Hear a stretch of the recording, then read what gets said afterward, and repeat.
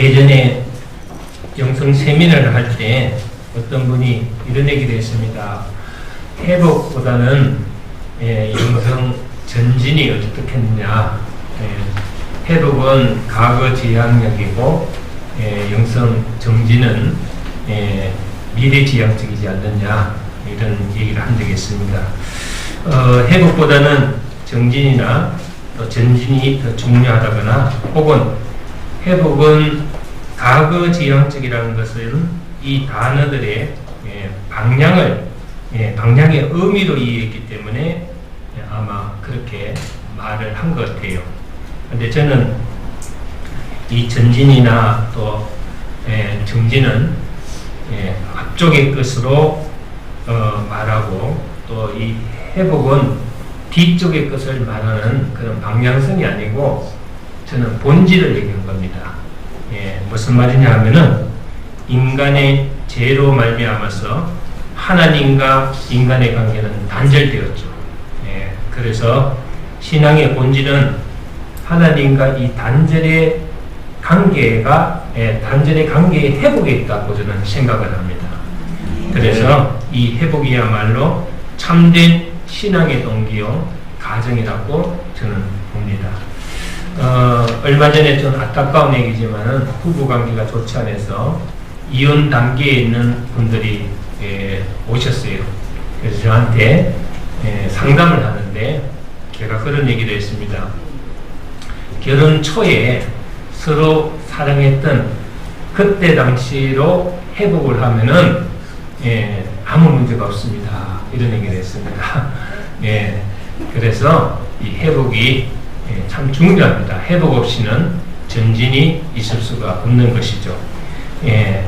회복이라는 단어의 본래 뜻은 돌아오다.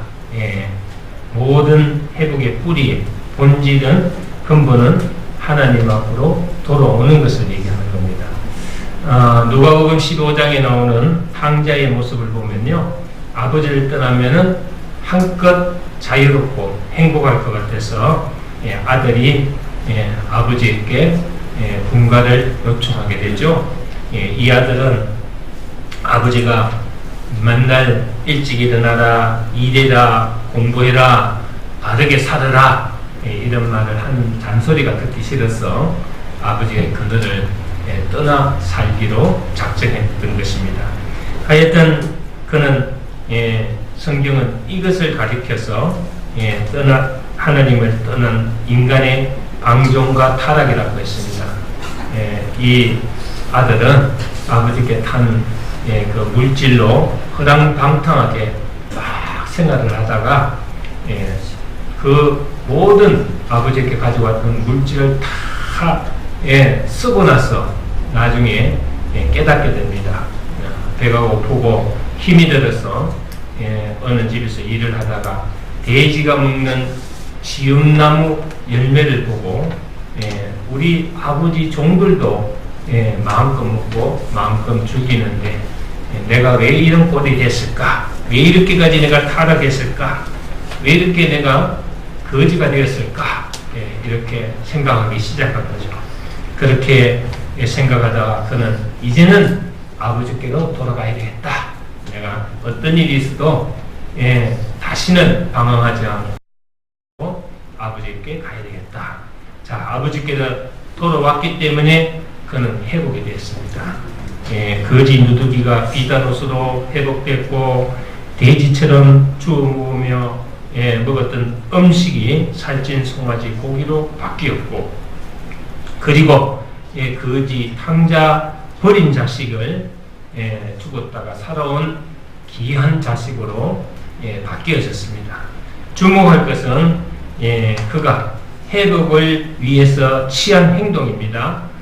여러분, 요가를 한 것도 아니고 명상을 한 것도 아니고 참선을 한 것도 아닙니다. 그냥 장문의 참회물을 써가지고 아버지께 보낸 것도 아닙니다.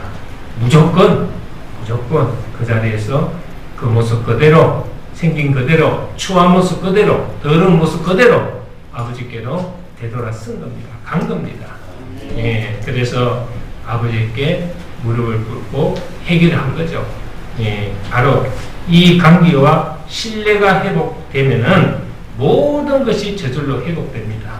예, 신분도 회복되고 경제도 회복되고 환경도 회복되고 건강도 회복되고 여러분들 지금 어려운 문제도 다 회복될 수가 있습니다.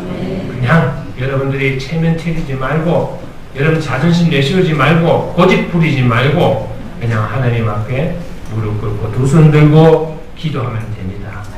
만일 그 아들이 탕진했던 재산을 도로 찾고 성공해서 부귀 영화를 가지고 그가 돌아오겠다는 생각을 가졌으면 아마도 평생 영원히 돌아오지 못했을 것입니다. 회복되는 조건은 떠났던 하나님께로 무조건 돌아오는 겁니다. 무조건 돌아와서 무릎을 꿇고 자기의 잘못을 시인하는 겁니다. 그게 회개입니다. 딴 거 아닙니다. 그래서 여러분들이 죄를 회개해야 회복이 될 수가 있다. 할렐루야. 제가 참 부끄러운 얘기지만은 아직도 영성이 덜 되는 것 같아요. 그래서 며칠 전에 또 농협 하나로 마트에 우리 금 목사님하고 좀 뭐를 사러 갔다가 차를 빼는데 우리 차 뒤에 불법 주차가 돼 있어요. 근데 우리 금 목사님이 그냥 내려서 차 좀 빼주실래요? 이러면 되는데 또 본인이 또 운전 실력을 가시하려는지 그 좁은 틈을 넣었다가 뺐다가 넣었다가 뺐다가 나는 성질이 급하잖아요. 그래서 이제 뒤를 돌아보니까 차 안에 웬 노인네가 앉아있더라고요. 그러면서 나를 쳐다보면서 차를 안 떼주는 거예요.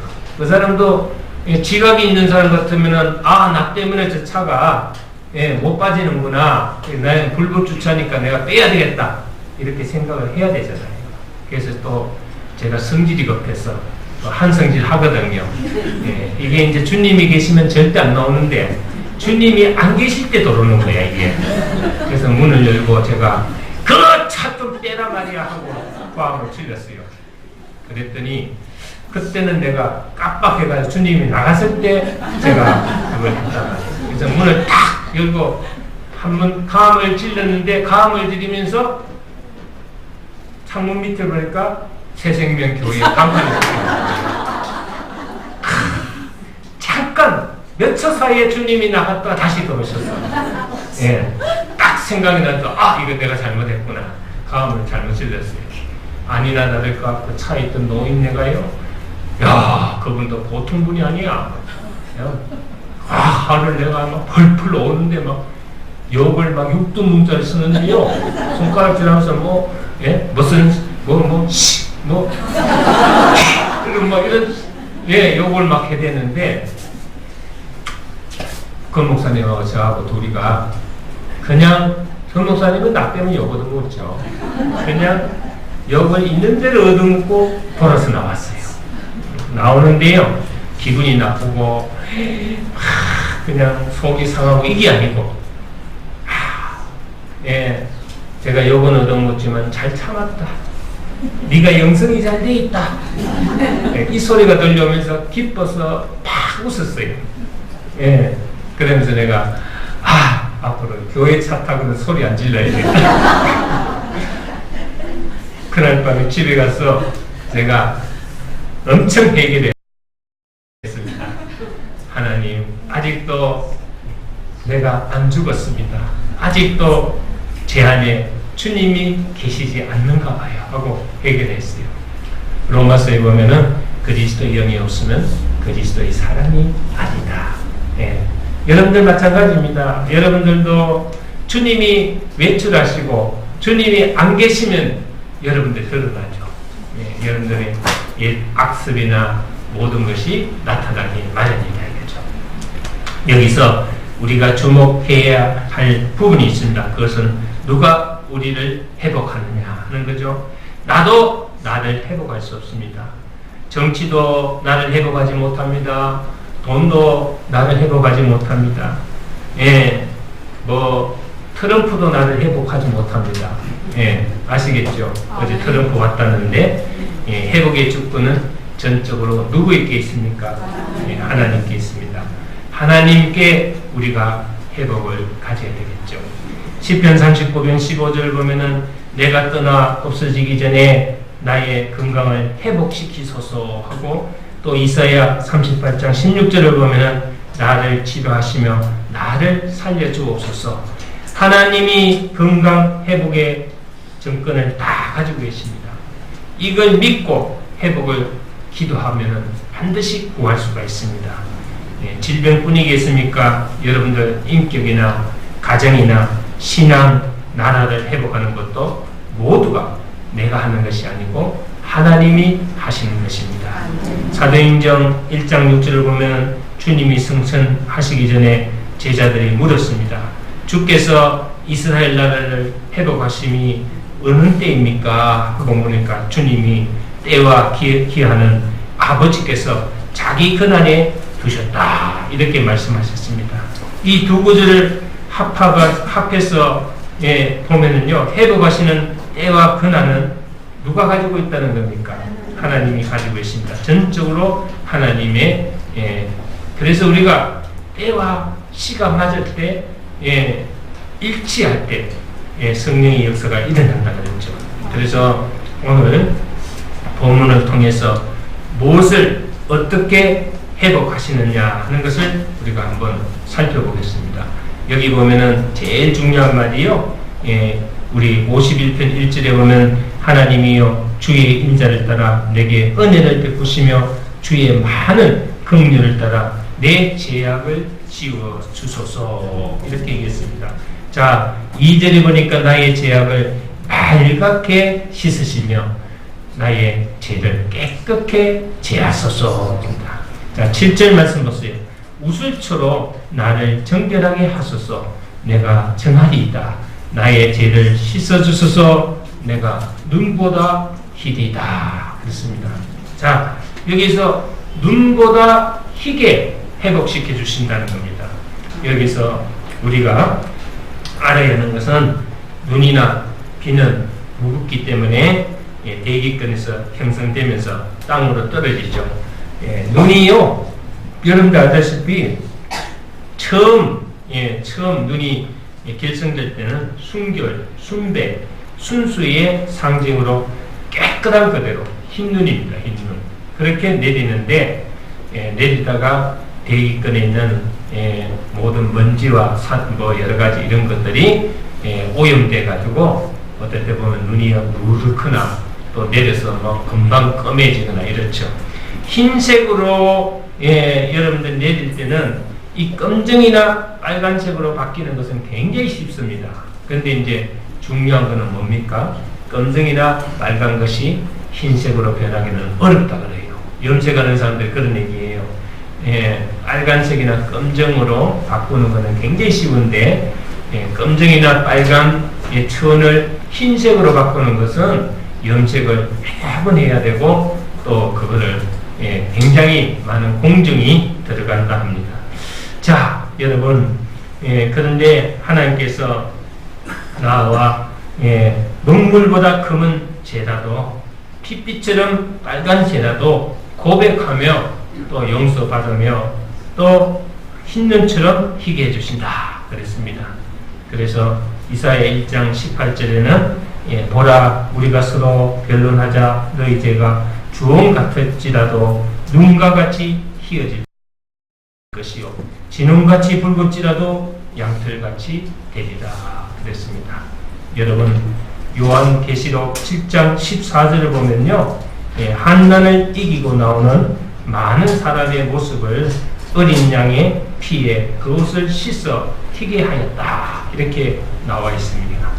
어린 양의 피에 옷을 빨았으면은 자줏빛이나 검은빛이 될 것인데, 그러나 희게 되었다고 말합니다.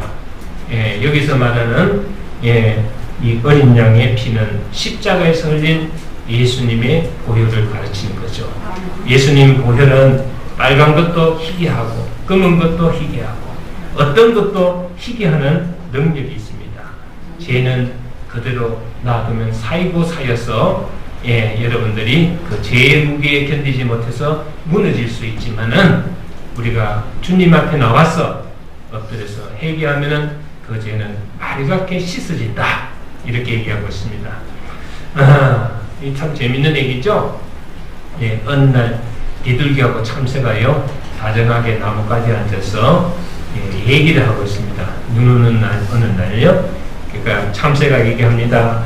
너는 눈송이 하나의 무게가 얼마인 줄 아냐? 그랬어요. 그랬더니 비둘기가 잘 모르겠다 그랬습니다. 예, 자기가 참새가요 눈 내리는 밤에 경험을 얘기하고 있습니다. 지난 겨울 어느 날 나뭇가지에 앉아서 노래를 부르고 있는데 눈이 내리기 시작했대요. 예, 소복소복 내리는데 자기가 그 나뭇가지에 내려오는 눈송이를 다 시알려 봤대요. 시알려 보니까 317만 450송이라.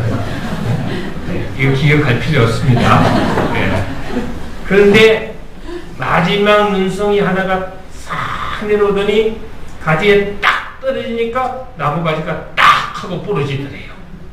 야, 그래서 이 마지막 눈송이 무게가 엄청 무겁다는 걸 자기가 알았대요. 자, 이것은 무엇을 말하냐면은 제가 살고 살면은 여러분들이 결국은 인생이 부러지게 돼 있다 이거죠. 실패하게 돼 있다. 그 한 송이 무게 때문에 가지가 부러졌다. 무엇을 의미합니까? 야고보서 1장 15절을 보면은 욕심이 잉태한 적 죄를 낳고 죄가 장성한 적 사망을 낳느니라 그랬습니다. 여러분들이 알게 모르게 자꾸 죄를 짓고 알게 모르게 그 죄가 자꾸 쌓여 나가다가 언젠가는 아무것도 아닌 아주 가벼운 죄 때문에 그게 이제 마지막 한계점이 되어서 무너질 수가 있다는 겁니다. 여러분 절대 가난해도 죄는 짓지 맙시다. 여러분들이 회사가 어렵고 기업이 어렵고 장사가 잘 안 되어도 살기가 힘들어도 여러분 죄에 굴려서 벗어나야 됩니다. 저는 목회를 하면서 여러 가지 어려운 점이 많았는데 편법을 쓰면은 빨리빨리 부응하고 빨리빨리 이 어려움에서 벗어날 수 있는 길이 있었어요. 있는데도 저는 그것을 거부했습니다. 왜? 주님이 보고 계시기 때문에 그렇습니다. 순간을 모면하기 위해서 죄를 짓는 것은 그것은 정말 잘못된 일이라는 걸 아시고 여러분들 항상 기도하면서 눈보다 희게 하옵소서, 양털같이 희게 하옵소서, 이 기도를 하시기를 바랍니다. 또 하나는 뭐냐? 12절 보니까 주의 구원의 즐거움을 내게 회복시켜 주시고 자원하는 심령을 주사 나를 붙드소서. 주의 구원을 인해서 내게 회복시켜 달라. 이 즐거움을 회복시켜 달라는 얘기죠. 회복시켜 달라. 즐거움은 크게 두 가지로 구별됩니다. 그것은 조건 때문에 즐거워하는 것과 또 조건과 상관없이 즐거워하는 겁니다. 동시대를 살았던 두 여인의 이야기가 있습니다. 한 분은 영국의 찰스 황태자였던 다이애나가 있죠. 이 다이애나는 시골에서 태어나가지고요, 영국 상류사회 인사들이 자제들이 다니는 학교를 다녔어요. 그런데 가정 환경이 어려워서 중간에 부모가 이혼하는 바람에 충격을 받아서 그 학교를 그만두고 그는 유치원 교사부터 파출부 식당에 외출했으로부터 시작해가지고 온갖 일을 안 해본 게 없을 정도로 고생했습니다. 그러던 어느 날 창석 할대자를 만났죠. 그래서 인연이 있어가지고 두 사람이 결혼하게 됐죠. 결혼 후에 찰스 황태자의 무관심과 또 그의 바람기, 그가 사귀던 여인이 있었어요. 결혼 후에도 계속 만났죠. 지금은 같이 살고 있지만은 하여튼 이런 것 때문에 이 다이애나의 자격지심, 콤플렉스 등으로 심각하게 우울증을 앓다가 그 밑에 있는 어느 군인, 자기를 보호하는 군인과 젊은 사람과 바람도 났다는 추문을 뿌리고, 그리고 식욕 가달증으로 우울증으로 치료를 받다가 어느 날 교통사고로 죽게 되죠. 자, 다른 사람 하나 있습니다. 여러분들 잘 아는 맨발의 수녀 데레사입니다. 그녀는 단 한 번도 값비싼 브랜드 입어본 적이 없습니다. 그리고 신발도 없었어요. 얼굴 화장도 한 번도 해본 적이 없습니다. 손톱, 발톱 다듬어 본 적이 없습니다. 그냥 거친 손, 주름투성이의 얼굴, 남루한 수녀복, 맨발로 다니는 그녀가 평생 남을 돌보다가 갔습니다. 자, 다이애나가 웃고 갔을까요? 수녀가, 드레사 수녀가 웃고 갔을까요? 묻는 데가 어리석죠. 우리는 냉정하게 두 여인의 얼굴을 여러분들이 따져봐야 됩니다. 최고의 지위와 엄청난 보석, 찬란한 의상과 전문가가 만들어준 메이크업, 왕가의 특권을 가지고 엄청난 인기 속에 파묻혀 살던 다이애나는 비명으로 갔습니다. 사고로 갔습니다. 그러나 걸친 것 없고 입은 것 없고 신을 것 없는 그 주름진 얼굴로 평생 남을 돌보던 테레사 수녀는 갈 때 정말 아름답게 기쁘게 웃으며 하나님 앞으로 갔습니다.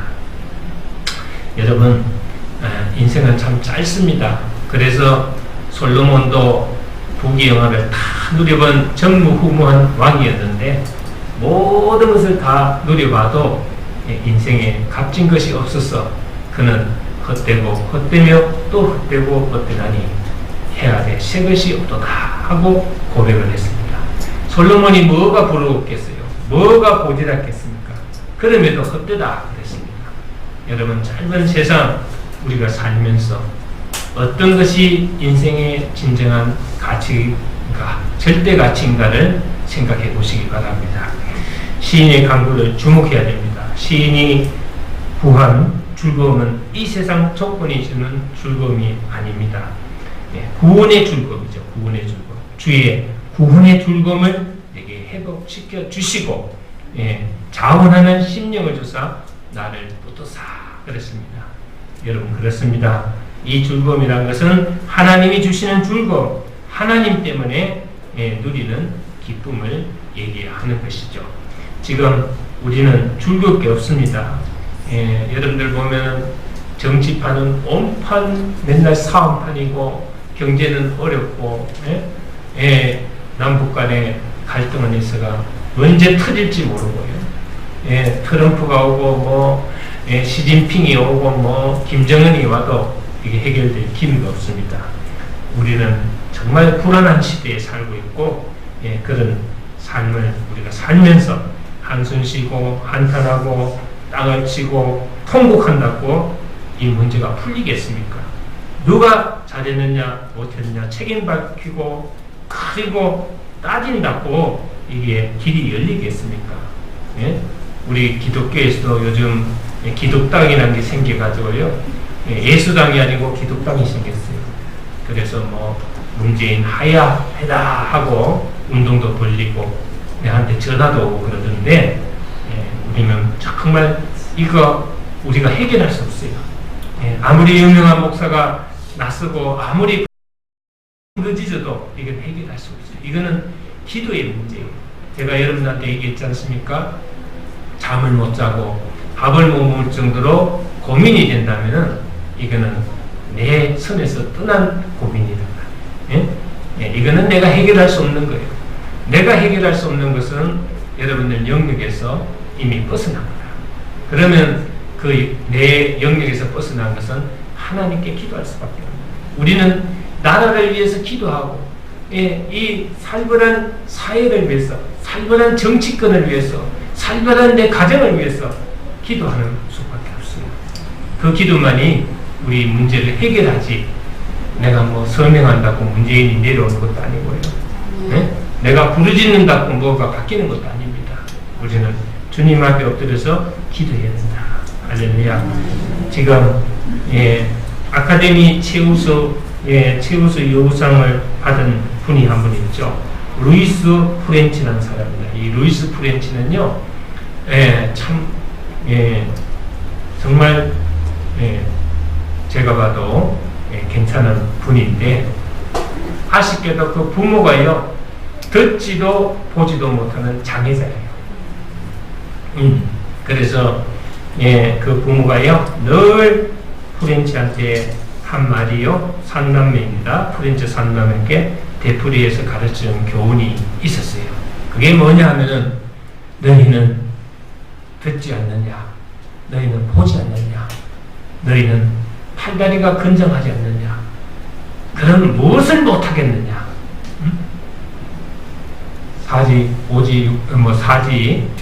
사지가 멀쩡한 사람이 무엇을 못하겠느냐. 엄마는 보지도 듣지도 못하며, 또 이것에 대해 내가 여러 가지 장애가 있지만 그래도 너희 삼남매를 놓고 굳건히 살아왔는데, 너희는 얼마나 세상이 아름답고 얼마나 세상이 넓으냐, 뭘 못한다고 맨날 한숨 씻고 하소연하느냐, 이렇게 교육을 했대요. 그래서 여러분들, 이 프렌치가 그래서 성공했다고 합니다. 프렌치가. 여러분, 그렇습니다. 우리는 주저앉으면 한 발짝도 앞으로 나갈 수가 없어요. 여러분들이 어둡고 막혔더라도 일어나서 걸어가고 보고 느끼고, 여러분들이 열심히 노력해야만 그 노력의 열매가 맺힐 줄 믿습니다. 할렐루야. 그래서 문제는 뭡니까? 여러분들이 긍정적으로 믿음을 가지고 긍정적인 사고를 가져야 된다. 할렐루야. 그러면 긍정적인 믿음과 긍정적인 사고로 여러분들이 신체 변화가 일어나고 믿음의 실상의 법칙이 일어난다는 거예요. 그러나 부정적인 믿음을 가지고 부정적으로 사고하면은 거기에 따른 신체 변화가 일어나고 또 부정적인 믿음의 실상의 법칙이 일어난다는 겁니다. 할렐루야. 저는 목회 초기부터 엄청 어려움을 당하고 정말 힘든 짧은 기간을 제가 보냈어요. 그렇게 계속 왔더라면 아마 살아있지를 못했을 거예요. 근데 하나님이 복 주시려고요, 초장에 그냥 팍 엎드리게 하려고 저를 그렇게 훈련을 시켰어요. 심지어는 양식이 떨어져서 한 20일간 생짜로 굶어본 적이 있어요. 그걸 금식이라고 그러고 금식이라고 합니다. 금식도 해보고요, 또 돈으로 인해서 참 많은 순환과 또 아픔과 수치심을 겪기도 했어요. 제가요, 한때는 성격이 굉장히 날카롭고 굉장히 예민하고 굉장히 성격이 안 좋은 사람 중에 하나예요.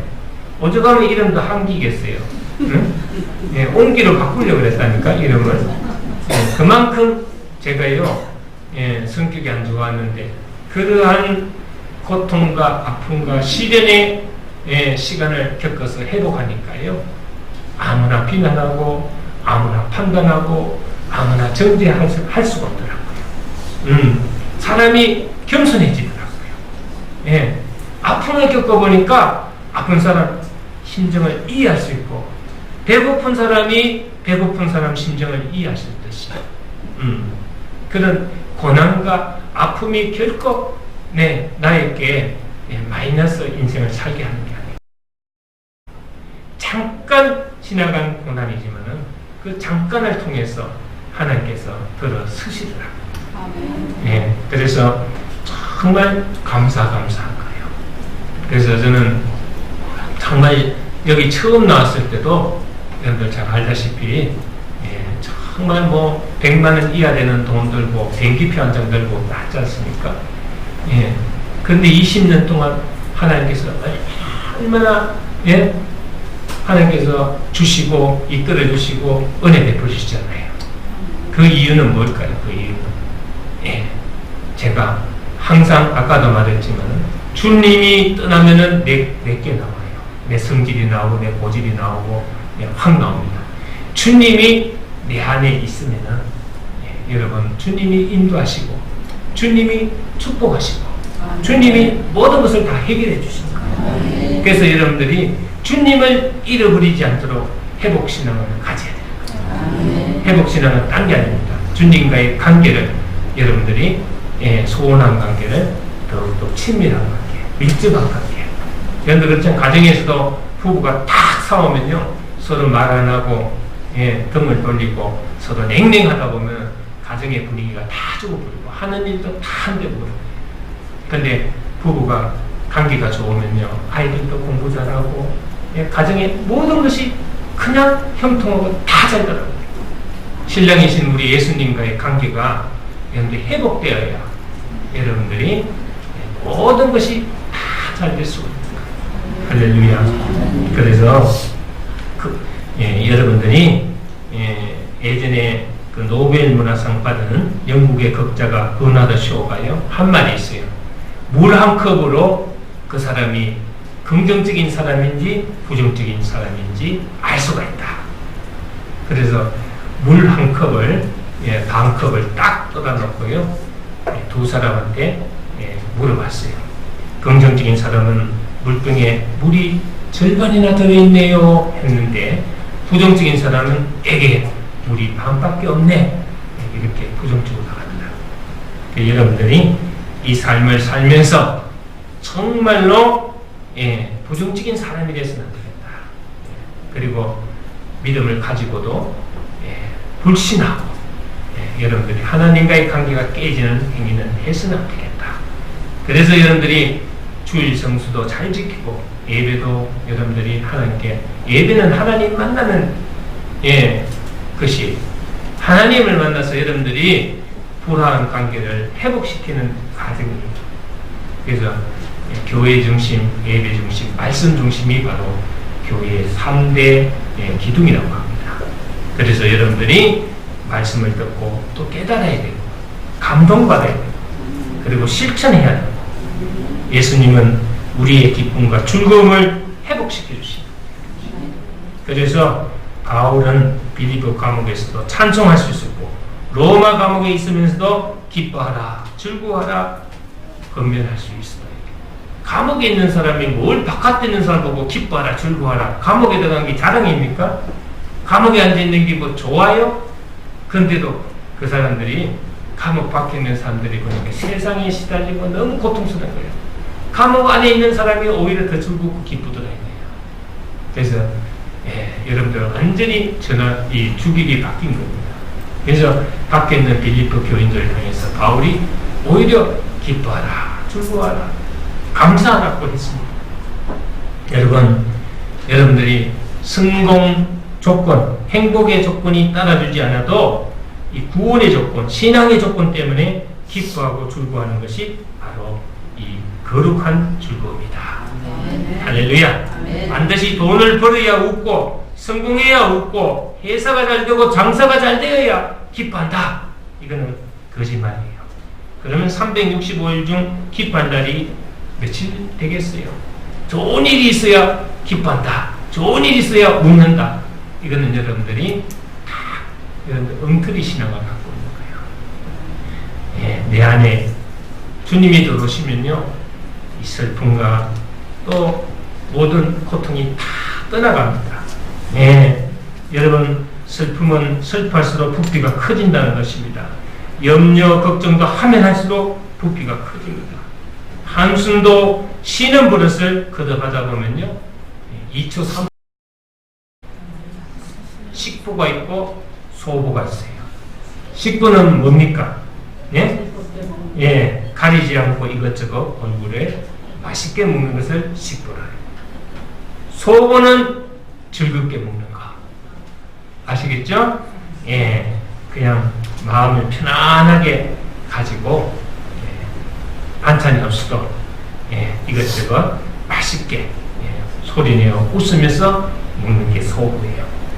여러분, 이 두 보양만 제대로 먹으면은 육체 건강도, 신앙 건강도, 정신 건강도 보장이 됩니다. 할렐루야. 그래서 오늘 여러분들이 정말 기도할 때, 주여 내 죄악을 지워주시고 나의 죄악을 맑게 씻으시며 나의 죄를 끄덕게 하옵소서. 흰눈같이 양털같이 희게 하소서. 할렐루야.